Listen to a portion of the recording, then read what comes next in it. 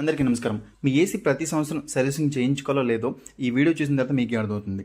నిజానికి ఈ కస్టమర్ మమ్మల్ని పిలిచింది ఏసీ సర్వీసింగ్ కోసం కాదు, ఏసీ నుంచి ఏదో స్మెల్ వస్తుంది అని చెప్పేసి పిలిచారు. ఎందుకంటే వాళ్ళ పాపకి 2 months నుంచి స్కిన్ అలర్జీ ఉందంట.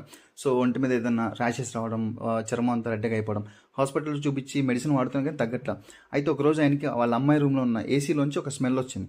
సో ఏసీ చూడడానికి బాగానే ఉంది, సరే ఎందుకని చెప్పేసి పిలిచి మమ్మల్ని ఏసీ సర్వీసింగ్ చేయండి అని చెప్తే మేము ఓపెన్ చేసేసరికి ఇలా ఉంది. ఇది ఈ స్థాయి వరకు ఎలా వెళ్ళిపోయింది అంటే ఆయన పైన కనిపించే కాయిల్ని ఎప్పటికప్పుడు క్లీన్ చేస్తూ ఉన్నారు. సో అది నీట్గానే కనిపిస్తుంది కాబట్టి ఏసీ ఇప్పటిదాకా ప్రాబ్లం లేదు అనుకుని అయితే 2 years నుంచి ఆయన ఇప్పలేదంట. బట్ వాళ్ళు రెగ్యులర్గా వాడుతూ ఉంటారు.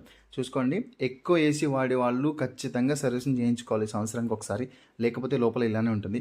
దానివల్ల నిజంగా స్కిన్ ఎలర్జీలు వస్తాయి. చాలామంది వచ్చిన వాళ్ళు ఉన్నారు. సో వీళ్ళు మనకి చెప్పినందువల్ల మనకు తెలిసిందంతే.